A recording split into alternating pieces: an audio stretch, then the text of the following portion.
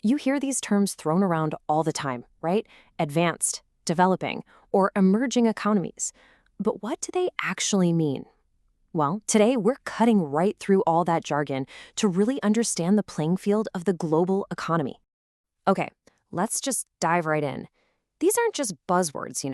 They represent fundamentally different worlds for trade, for investment, and for growth. And getting a handle on them is absolutely key to understanding the business world we live in today.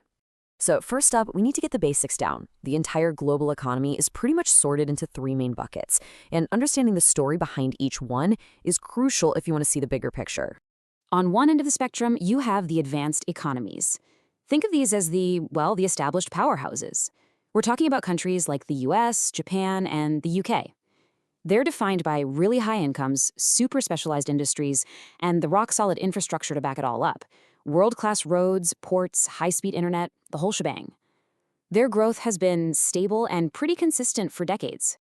Now, at the complete opposite end are the developing economies. These are low-income countries that are facing some major hurdles. They have limited industrialization, often their economies are stagnant, and they're really struggling to build that foundational infrastructure they need for any kind of rapid growth. And that brings us to our main event today, the emerging markets. These are the real, dynamic, fast movers of the global economy. I'm talking about countries like the BRICS nations, Brazil, Russia, India, China, and South Africa.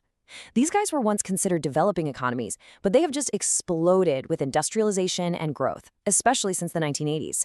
They are literally reshaping global trade as we speak. So what really separates an emerging market from the other two? It's not just about how fast they're growing, it's about the nature of that growth itself. Now this table, this is where it gets really interesting because it lays out the core differences so clearly. Just look at that middle column. Industry is rapidly improving, competition is moderate and increasing, and trade barriers are rapidly liberalizing. See, they're in this powerful state of transition, caught right between the stability of the advanced economies and the stagnation of the developing one. And here's the most crucial point. It all comes down to time. The UK or the US, they had their industrial revolutions over a century ago. It took them decades to stabilize. But emerging markets like China, they're doing it at hyperspeed. This incredibly fast recent development is exactly what makes them so exciting and, as we're about to see, also a bit unpredictable. So you might be thinking, if they can be unstable, why are so many international companies just rushing to get in? It's simple, really. Where there's rapid change, there's massive opportunity. Let's break down exactly why they're so attractive. It really boils down to these four powerful draws. First, they offer these huge untapped pools of new customers. Second, they're really efficient places to manufacture goods, mostly thanks to lower labor costs. Third, they provide brand new sources for raw materials. And finally, they've become these huge hubs for outsourcing services. Think call centers, IT, accounting. It's like a perfect storm of business potential. And this chart right here, it illustrates the single biggest factor driving all of this, the absolute explosion of the middle class. As people get better jobs and their standard of living goes up, they move from lower to middle class. And this creates millions, literally millions of new consumers with disposable income, all ready to buy new products and services for the very first time. But to see the true potential here, we can't just use standard currency exchange rates. That doesn't tell the whole story. We need to use a concept called purchasing power parity, or PPP for short. It's basically a way of measuring what your money actually buys in a particular country once you take local prices into account. So how do we make sense of that? Well, economists came up with a surprisingly fun tool for this very thing, the Big Mac Index. And yep, it does exactly what it sounds like. It compares the price of a McDonald's Big Mac in countries all over the world. So using the US dollar as a baseline, the index shows us where currencies are over or undervalued. Take Switzerland, for example. Its currency is overvalued, so a Big Mac costs way more there. But in an emerging market like China, the currency is undervalued. A Big Mac is much cheaper.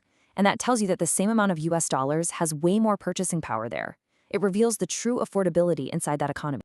But, and this is a really big but, with great opportunity comes great risk. It's not all explosive growth and happy consumers. So now we've got to pivot and look at the very real, very serious challenges that businesses face when they try to enter these markets. Companies that jump in have to navigate what is basically a minefield. Political instability can still be a very real threat. Bureaucracy and corruption can be huge roadblocks. The physical infrastructure, roads, ports, power grids, might be underdeveloped. And just trying to find a trustworthy local partner, wow, that can be incredibly difficult. One of the absolute biggest fears for any international brand is weak intellectual property protection. Just as this quote highlights, the risk of having your unique products, your designs, or your software just straight up copied with very little legal protection, that risk is very, very real in a lot of these markets.